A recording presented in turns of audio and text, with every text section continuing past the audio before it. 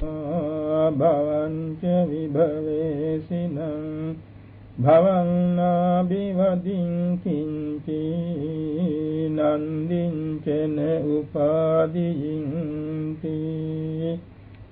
තුන් ලෝකාග්‍ර වූ භාග්‍යවත් වූ අරිහත් වූ සම්්‍යක් සම්බුද්ධ දසබලධාරී සරුවක්ඛ රාජෝත්තමයන් වහන්සේ විසින් මහා බ්‍රහ්මතලයේදී බකක් බ්‍රහ්ම දමනයේදී දේශනා කොට වදාළ බ්‍රහ්ම නිමන්ත්‍රණික සූත්‍රයේ ඇති ගාථාවක් මේ ප්‍රකාශ වුණේ. භවේවාහං භයං දිස්වා මම භවයන් කෙරෙහි භය වශයෙන් නුවණින් දැක භවංච විභවේසිනං නිවන් පතා පිළිවෙත් පුරන්නවුන්ට එතෙක් ලැබෙන භවයන් පිළිබඳව සියල්ල මනවින් නුවණින් දැකගෙන භවන් නාබිවදින් කිංචි කිසිම භවයක් තණ්හා දිට්ඨියෙන් අල්වා නොගත්තෙමි.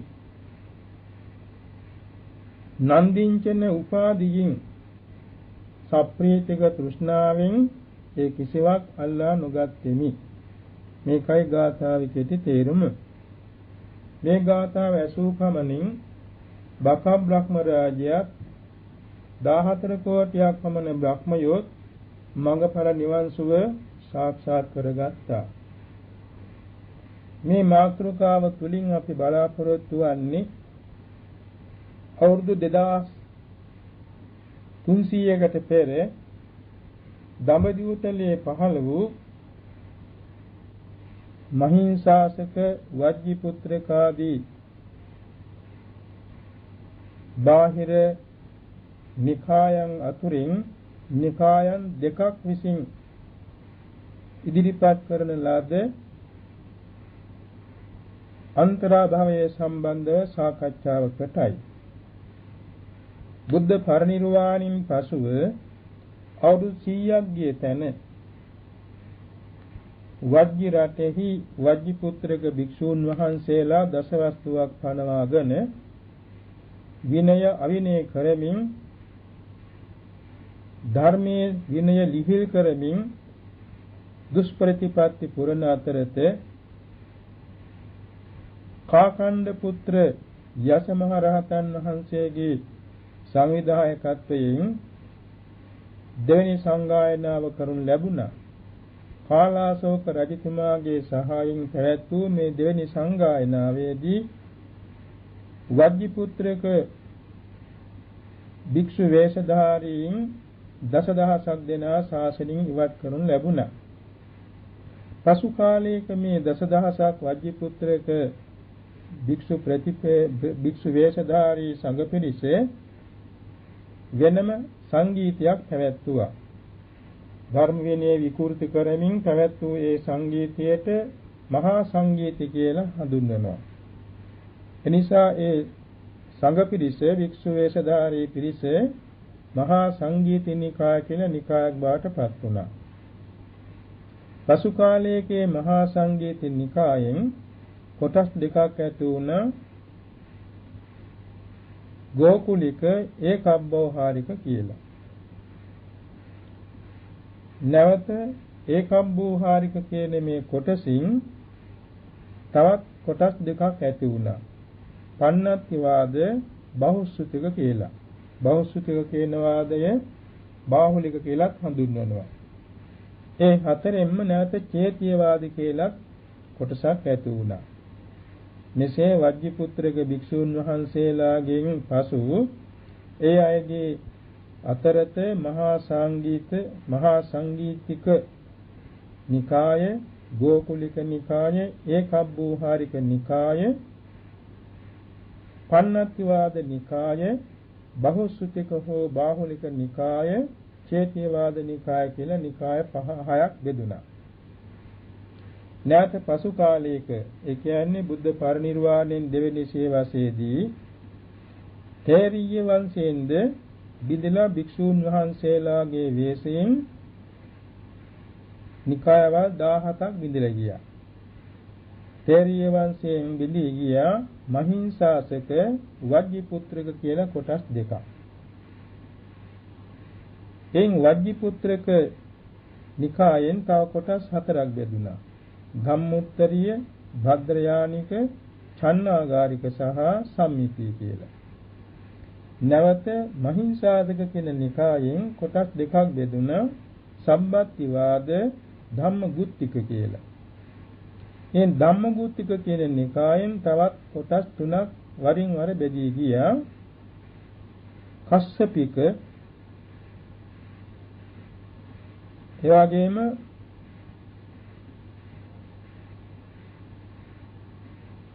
සංකන්තික, සුත්තවාද කියලා. මෙසේ තේරීය වංශයෙන් බිඳී ගිය කොටස් 11කුත්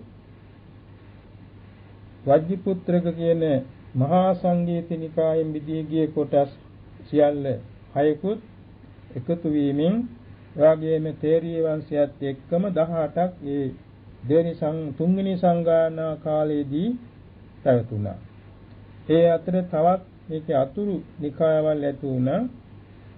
ආදිගිරික නිකාය, සිද්ධාත්තික නිකාය, අන්දක නිකාය, කුබ්බේසේලිය නිකාය ඔය වාගේ.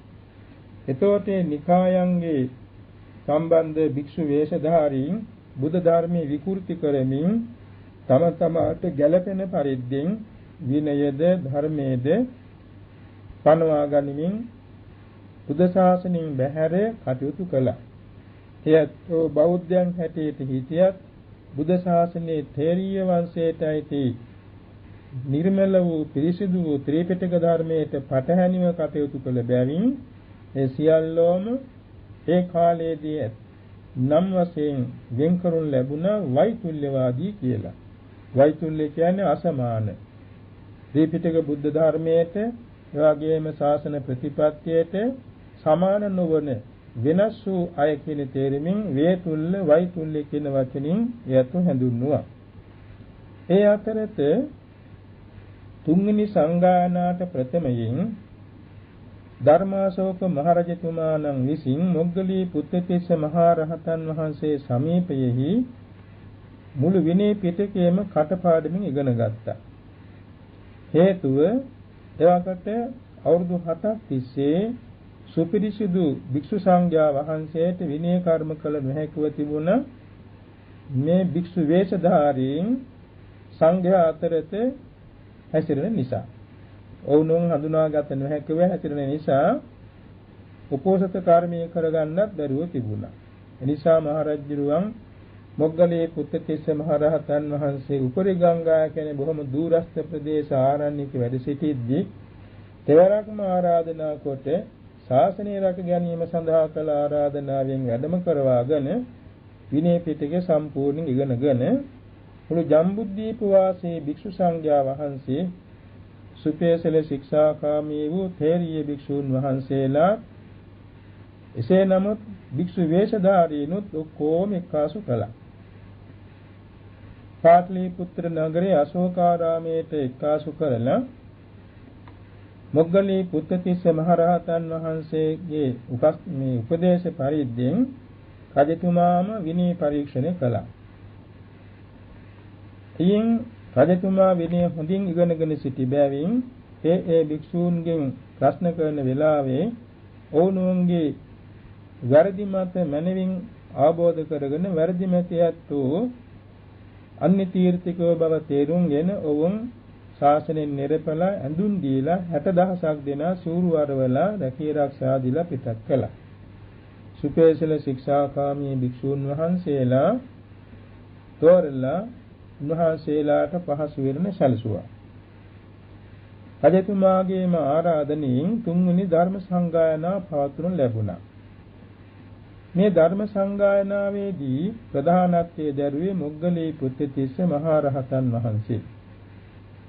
ත්‍රිපිටකධාරී රහතන් වහන්සේලා දහසක් දෙනා එකතුව මේ ධර්ම සංගායනාව තුන්වෙනි වර ආරම්භ කළේ බුද්ධ වර්ෂ 235 නවම් මාසයේ 15ව පොහෝ දවසේ මාස 9ක් ගත වුණා මේ තුන්වෙනි සංගායනාවට. නිම වුණේ බුද්ධ වර්ෂ 234 නවම් මාසයේ 15ක පටන් ගත්තා 235 බුද්ධ වර්ෂ 235 ඉල් මාසයේ 15ක් පොහෝ දාසයේදී අවසන් වුණා. ඊළඟට ඒ නව මාසයේ තුල කළ සංගායනාව දහසක් රහතන් වහන්සේ නමක් විසින් කරනු ලැබුණු බැවින් සාහස්ත්‍රික සංගායනා නමින් හැඳින්වෙනවා. එම සංගායනාවේදී පළවෙනි දෙවෙනි සංගායනාවන්ටත් වඩා විශිෂ්ටත්වයකට පත් වුණා. හේතුව බුදුරජාණන් වහන්සේ අනාගතයේ බලා බුදු ඇසින් මේ තුන්වෙනි සංගායනාව අවස්ථාව වෙනකොට ශාසනයට පටහැනි මතිමතාන්තර මේ දෘෂ්ටීන් වික්ෂු වේශධාරීන් පහල කරන බව දැනගෙන මාත්‍රිකා පෙළක් දේශනා කළ තිබුණා අභිධර්ම පිටකයේ 5 වෙනි ග්‍රන්ථයේ සඳහා. මොග්ගලී පුත්තිස්ස මහ රහතන් වහන්සේ ත්‍රිපිටක ධාරී ප්‍රභින්න ප්‍රතිසම්බිදා પ્રાપ્ત අග්‍රගණ්‍ය මහ රහතන් වහන්සේ නමක් බැවින් සරුවක්ඥන් වහන්සේගේ සිත දැනගෙන සරුවක්ඥන් වහන්සේ දෙසූ මාතෘකා අනුව සකවාද 500ක් පරවාද 500ක් ඉදිරිපත් කරමින් විනය සූත්‍ර අභිධර්ම සාධක පාඨ ඉදිරිපත් කරමින් එවකට මේ 17 වදාරුම් අන්‍ය තීර්ථක භික්ෂු වේශධාරීන් විසින් කියවන ලද පනවන ලද මේක මතිමතාන්තර විනිශ්චය කරනු පිණිස කතාවස්තු ප්‍රකරණේ සවිස්තරව දේශනා කළා. ඒ සරුවක්ඥන් වහන්සේගේම මාතෘකානුව දේශනා කළ බැවින් ඒ බුද්ධ දේශනාවක් හැටියටම පිළිගත යුතුව තියෙනවා. ශ්‍රාවකයන් වහන්සේ නමක් විස්තර කරතත් ඒක සරුවක්ඥ භාෂිතයක් හැටියට අනුමත වෙනවා. ජීවමාන බුද්ධ ශාසන කාලයේ බුද්ධ කාලයේදී සාරිපුත්තර මහ රහතන් වහන්සේ විසින් පටිසම්භිදා මග්ග පාළිය, මහා නිද්දේශ පාළිය, චූල නිද්දේශ පාළිය දේශනා කළා වගේ. එසේම සත්‍විභංග සූත්‍රය, මදුපිණ්ඩික සූත්‍රය ආදී බොහෝ රහතන් වහන්සේලා විසින් ප්‍රකාශ කළ දේශනාවත් සරුවක්ඥන් වහන්සේගේ අනුමැතිය ලැබූ බැවින් බුද්ධ දේශනා වශයෙන් ගත යුතු බව සඳහන් වෙනවා.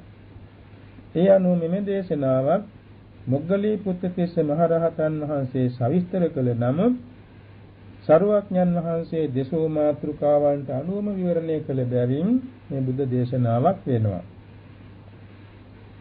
ඒ වකට කුබ්බ ශේලිය කියන නිකායාන්තරිකිනුත් සම්මිතිය කියන නිකායාන්තරිකිනුත් විසින් මෙම අන්තරාභවය නම් වාදයක් ඇති කරගෙන තිබුණා. ඒ ආගේ උගන්වීම අත්‍ය අන්තරාභවෝ කියලා අන්තරාභවයක් ඇත. එහි තේරුම මනුලොවින් මිය පරලොව යන අය කෙලින්ම නරකාදියට යනවා නම් කෙලින්ම අරූප තලයට අසං තලයට යනවා නම් ඒ අත්තන්ට අන්තරාභවයක් නැත. මනුෂ්‍ය ලෝකේ උත්පත්ති ලබන්නවන්ට පමණක් මේ අන්තරාභවයක් ඇත කියලා. මනුලොවින් චුත වෙනකොට රූපයක් නොවන ඒ කියන්නේ දිව්‍ය චක්ෂු ඇති කෙනෙක් වාගේ. එහෙම නමුත් දිව්‍ය චක්ෂුවක් නැතුව, 이르දිවන්තයෙක් වාගේ 이르දියක් නැතුව මෞපියන්ගේ එක්කාසු වීමක් බලමින් අහසේ දින 7ක් හෝ ඊට වැඩි කලක් සැරිසරමින් ඒ ඇත්තෝ ඉන්න බවක්. රූපයක් නැති මනස පමණක් අහසේ අධි වේගයෙන් ගමන් කරමින් එක්තැනක නොඉඳ ඒහා සමාන කෙනෙක් දුටුවොත් කතා කරමින් ගන්ධය ආග්‍රහණය කිරීමෙන් අහසේ ඇවිදිමින් සිටින බවක්. සුදුසු මව්පියන් දෙන්නේ දුටු කෙනෙහි ඒ මව්පියන්ගේ සම්බන්ධයෙන් මවගේ කුසේ ප්‍රතිසන්දි ගන්න බවක් මියාගේ පිළිගැනීමයි. මොග්ගලී පුත්තිස්ස මහ රහතන් වහන්සේ එම අන්තරාභවය නැමැති වාදයේ විසඳමින් ඉතා පැහැදිලි විස්තරයක් අන්තරාභවවාද විසඳුම හැටියට කතාවස්තු ප්‍රකරණයට ඇතුළත් කරලා තියෙනවා. එහි සඳහන් වෙනවා ප්‍රශ්නෝත්තර වශයෙන් අන්තරා භවයක් ඇද්ද? අන්‍ය ලබ්ධිකයන් කියනවා ඇත. ඉතින් මේ මුගලිත පුත්තිස්ස මහ රහතන් වහන්සේ විමසනවා ඒක කාම භවයේද රූප භවයේද අරූප භවයේද? සරුවක්ඥන් වහන්සේ භව තුනක් දේශනා කළා. කාම භවයේද රූප භවයේද අරූප භවයේද? කාම භවයේ නම් අවීචී පතම් පරිණීමිත වසවර්තිය දක්වා ඇති 11 භූමියට ඇති සියල්ල කාම භවයයි. රූප භවයේ නම් බ්‍රහ්ම පාරිසජ්ජයේ සිට අකනිටා බමතලයේ දක්වා බ්‍රහ්ම ලෝක 16ට ඇති ප්‍රදේශයේ රූප භවයයි. අරූප භවයේ නම් ආකාසානං ඡායතනේ සිට නේව සංඥානා සංඥාතනේ දක්වා අරූප භූමි 4යි. එතකොට මේ තුනට අයිතිද? ඉතින් මේ උබ්බශෛලිය සම්මිතිය කියන අයගේ පිළිතුර එහෙම අයිති නැති බවයි. ඊළඟට විමසනවා එහෙමනම් කාම භවයයි රූප භවයයි අතර දෙමේක තියෙන්නේ. නැත්නම් රූප භවයයි අරූප භවයයි දෙක අතර දෙමේ තියෙන්නේ කියලා. ඒත් යැත්තන්ද පිළිතුරක් නැහැ. එවැගේම තවත් තියෙනවා සංඥා භව, අසංඥා භව, නේව සංඥා, නා සංඥා භව කියලා තුනක් බුද්ධ දේශනාවේ. සංඥා භව කියන්නේ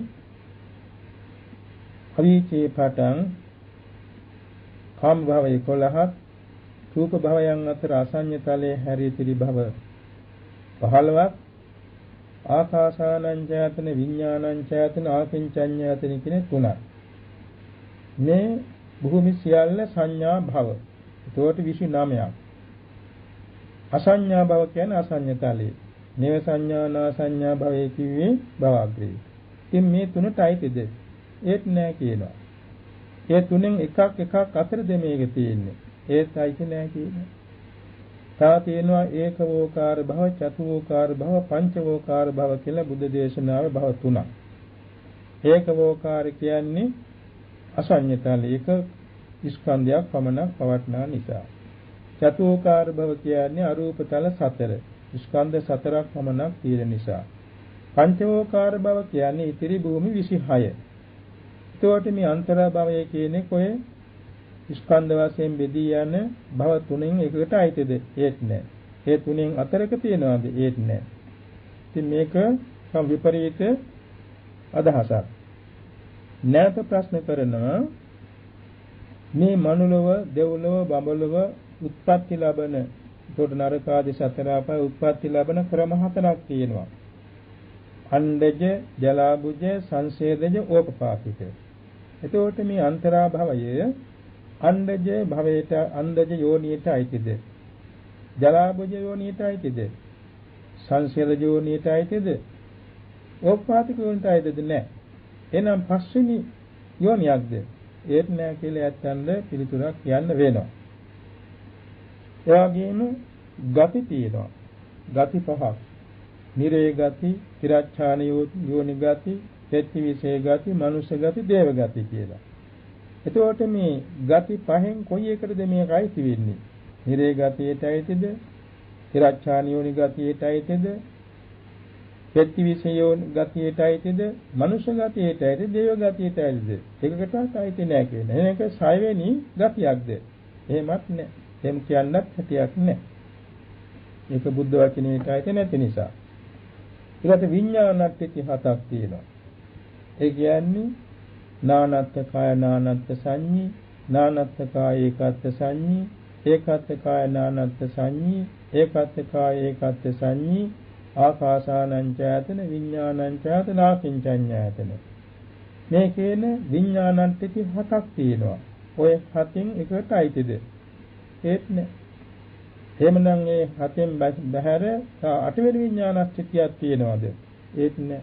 ඒකටත් තැනක් නෑ. අන්තරා භවයට එහෙමයි තියෙන්නේ. එහෙම කියනවා. ඊළඟට අහනවා සත්තාවාස 9ක් තියෙනවා ලෝකේ.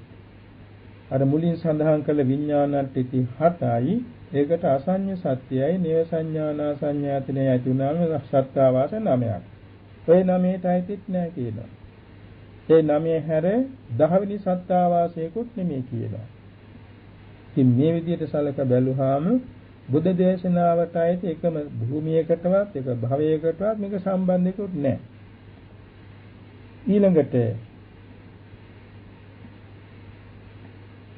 දැන් කාම භවයට ඇති කාම භවයට ඇති සත්වයෝ ඉන්නවා. රූප භවයට රූපී සත්වයෝ ඉන්නවා. අරූප භවයට අරූපී සත්වයෝ ඉන්නවා. ඒ වගේ මේ අන්තරා භවයට සත්වයෝ ඉන්නවාද? ඒක නෑ. ඉතින් ඒකට අන්තරා භවයක් නැති බව හොඳින්ම කියවෙනවා. නමුත් තාම මේ අත්ංගේ ප්‍රශ්නේ විසඳුනේ නෑ. ඊළඟට අන්තරා භවයේ සත්වයෝ උපදිනවද? වයසට යනවද? ලෙඩ වෙනවද? මරණයටපත් වෙනද? චුත වෙනවද? ඒත් නෑ. එහෙමත් නැtei කියනවා. එහෙනම් චුතියයි ප්‍රතිසන්දියයි අතරද මේ අන්තරා භවයේ තියෙන්නේ? ඒත් නෑ.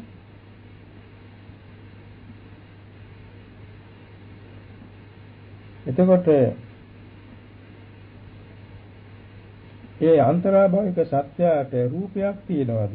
ඒත් නෑ. වේදනාදී ධර්ම ඒවත් එයත් යන හරියට කියා ගන්න බෑ.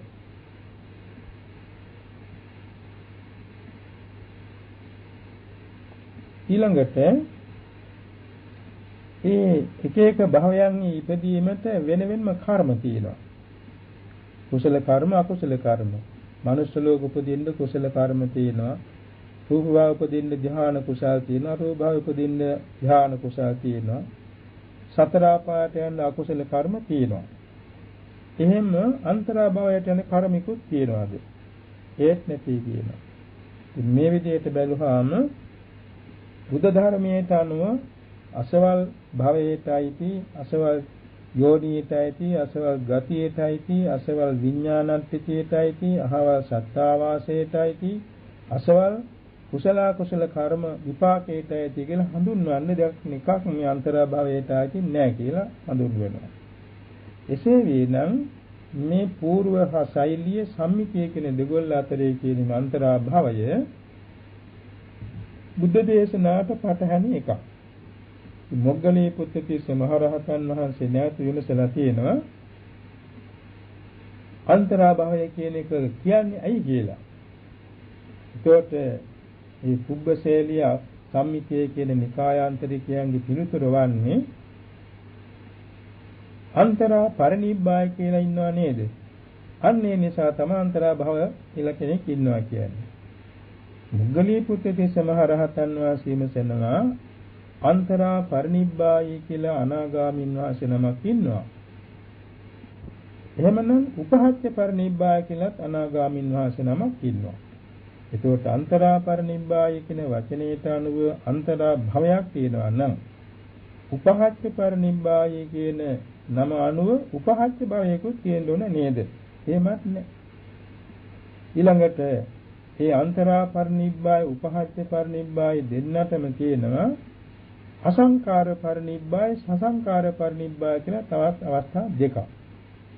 එහෙමනම් අසංකාර පරිනිබ්බාය කියන වචනේ තියෙනවා නම් අසංකාර භවයක් කියලාකුත් තියෙන්න ඕනේ නේද?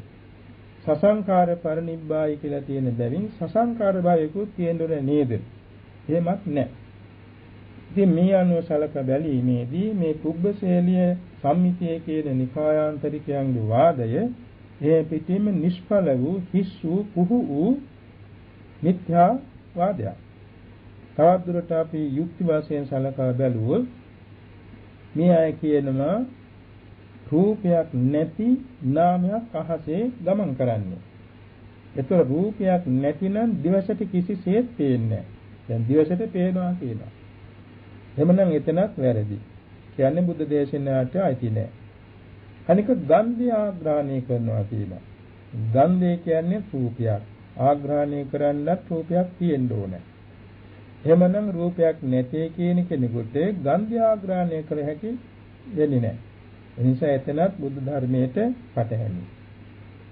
එවාගෙම සමාහා සමාන කෙනෙක් දුටු කෙනෙහි කතා කරනවා කියලා. එහෙනම් කතා කරන්න රූපයක් නැත්තම් බෑ. නිසා කතා කරන්න රූපයක් නැතිනම් ඒකත් බුදු ධර්මයට ඇති නැහැ. ඊළඟට මව කුසක් ඒ කියන්නේ මව්පියන්ගේ එකතුවෙන් සකස් වෙච්ච මව කුසක් බලා ගන්න මෙයා අහසේ ඉන්නවා කියලා. ඉතින් අහසේ ඉන්නවා නම් මෙතන දිවසක් තියෙන්න ඕනේ. ඉතින් එහෙමනම් කිසිදාක දුගී දුප්පත් කෙනෙකු උපදින්න බෑ. ඒකම අංග විකල වෙලා අඳගොළු දීරි උම්මත්තක මන්ද බුද්ධි කියලා උපදින්නේ නැහැ. ඒ වගේම පිටිසෙට පලාතල උපදින්නේ.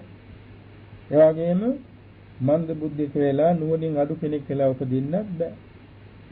හොඳට කැඹීම තියෙන හොඳට සම්පත් තියෙන ගෙදරක උපදින්න ඕනේ. එනම් මේ මනුලෝමේ ඉපදලා ඉන්න ඔක්කොම අන්තරා භවයෙන් ආවනම් ඇයි මේ නානාවිද විනාශකම් තියෙන්නේ? ඒකට ඒ අනුසලකා බැලීමෙනුත් අන්තරා භවයක් පිළිගන්න බුද්ධ දේශනාවට අනුව පුළුවන්කමක් නැහැ. අනික් කාරණය බුදුරජාණන් වහන්සේ මේ අන්තරා භවය හෝ නව මහා භවයක් දේශනා කළ තින වෙනම. මුලින් සඳහන් කළා කාම භව, රූප භව, අරූප භව භූමි වශයෙන්. සංඥා භව, අසංඥා භව, නේව සංඥා, නා සංඥා භව සංඥා වශයෙන්. ඒකවෝකාර භව, චතුෝකාර භව, පංචවෝකාර භව එතන ස්කන්ධ වශයෙන්. මෙසේ භව 9ක් දේශනා කළා. ඒ නව මහා භවයේම උත්පත්ති භවයෙහි නැත්නම් උපපත්ති භවයෙහි පටිසන්ධි අවස්ථාවේදී ලැබෙන නාම රූප මෙතෙකයි, ස්කන්ධ මෙතෙකයි, ආයතන මෙතෙකයි, ධාතු මෙතෙකයි, ස්පර්ශ මෙතෙකයි, වේදනා මෙතෙකයි, සංඥා මෙතෙකයි, චේතනා මෙතෙකයි කොහොම දේශනා කළා කියලා. ඒවා දේශනා කළා තියෙන්නේ කටපාඩම් කරගෙන වාද විවාද කරන්න නෙමෙයි. විපස්සනා කරන්න.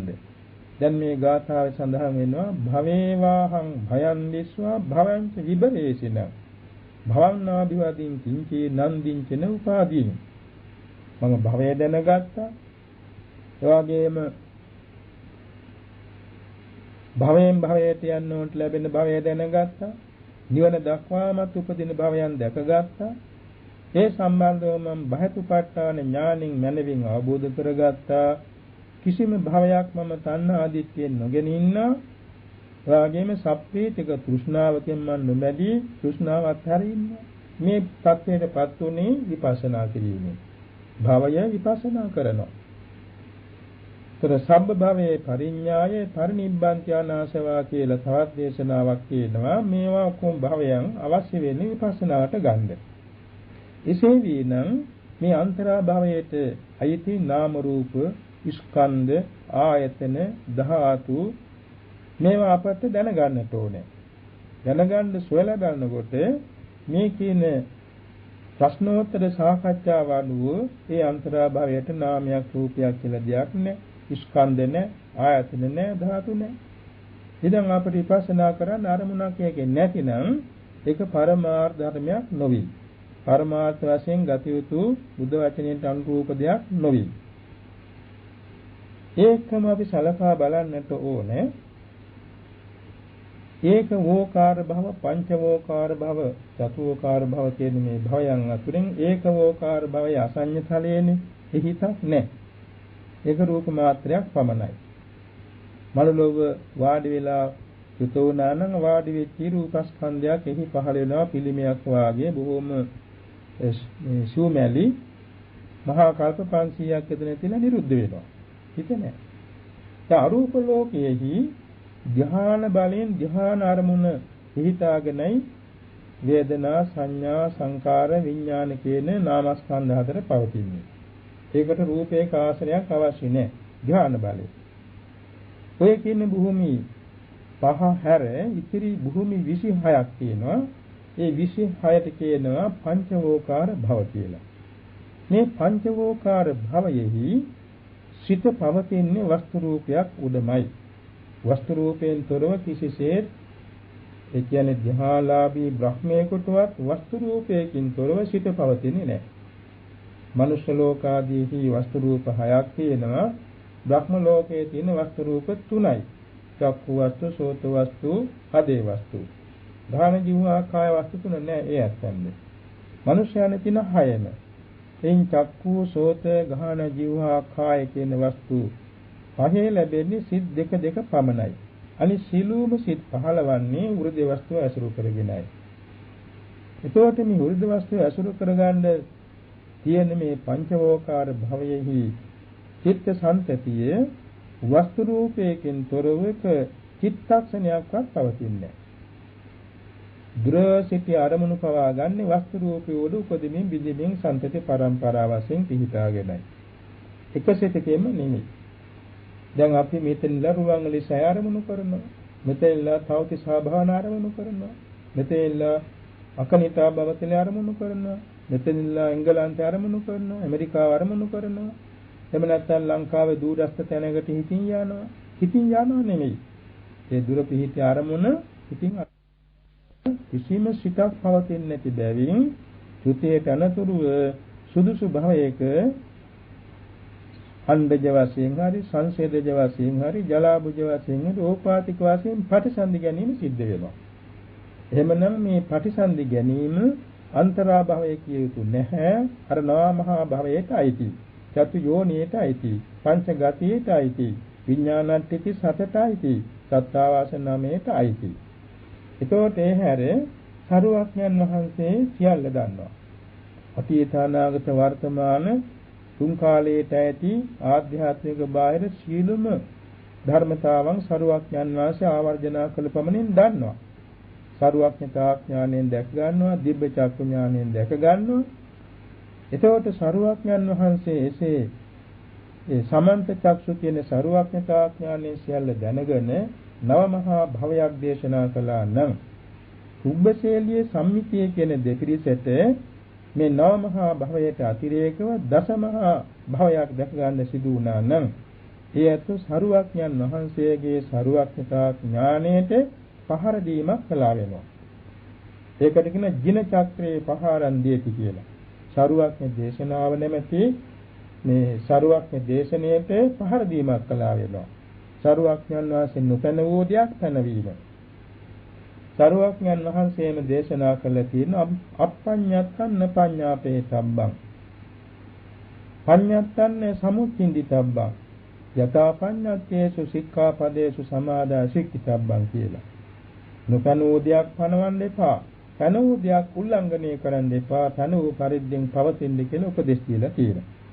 නිසා මේ කුබ්බශේලිය සම්මිතියේ දෙපිරිස විසින් කරලා තියෙන්නේ බුද්ධ ශාසනයේ සරුවක්ඥන් වහන්සේට පහර දීමක්. බුද්ධ ධර්මයට පහර දීමක්. නික්ලේශී රහතන් වහන්සේලාට පහර දීමක්. ත්‍රිපිටක ධර්මයට පහර දීමක්. එවැගේම තමන්ට තමන් පහර ගසා ගැනීමක්. නොලැබූ ධ්‍යාන ලැබී යන්නේ නැහැ. නොලැබූ විපස්සනා ලැබෙන්නේ නැහැ. නොලැබූ මාර්ගඵල ලැබෙන්නේ නැහැ. මේ බුදු සසුනේදී පිහිටක් නැහැ. මතු සසරදී බුදුරු දහසක් පහළ වුණත් එයයන්ට පිහිටක් නැහැ. මේ මිත්‍යා ධර්මයක් එලිපීම නිසා මිත්‍යා ධර්මයක් ලෝට බෙදා දීම නිසා.